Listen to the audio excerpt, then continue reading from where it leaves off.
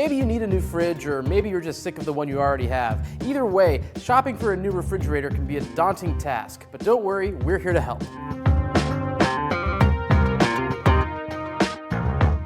Now, before you start shopping, you're going to want to get out the tape measure and check how much space you actually have in your kitchen.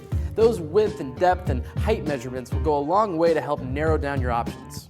You'll also want to get familiar with the 4 main refrigerator styles: top freezers, bottom freezers, side-by-sides, and French door fridges.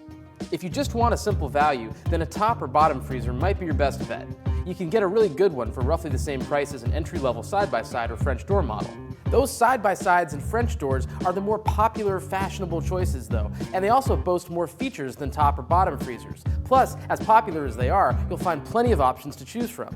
To pick one out, you'll want to look for a fridge that matches the kitchen aesthetic you're going for, and you'll want to be sure that it's big enough for your needs too. A good rule of thumb is to pick out a fridge that has at least 4 to 6 cubic feet of storage space for each member of your household, plus a few extra cubic feet of wiggle room. Once you've got a good general sense of what kind of fridge you want and how much fridge you actually need, you'll want to start thinking about features. Many of the newest models try to stick some extra utility into the old icebox, everything from built-in coffee makers to built-in cameras. And no, it isn't always easy to separate the gimmicks from the good stuff. For my money, I'm a fan of features that make it easier to, actually store things in the fridge. And shelves like this one that slide back or fold up out of the way can be a nice help in that regard. I also think that temperature adjustable drawers like this one with their own presets can be a nice luxury to look for if you want something feature rich. Just make sure that you aren't buying features just for the sake of having features. At the end of the day, nobody cares about the bells and whistles in your refrigerator. All that matters is that those bells and whistles make sense to you.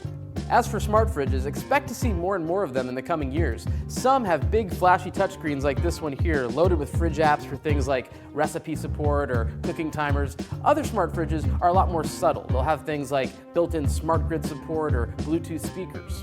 Those kinds of connected features probably don't justify the extra expense all on their own just yet.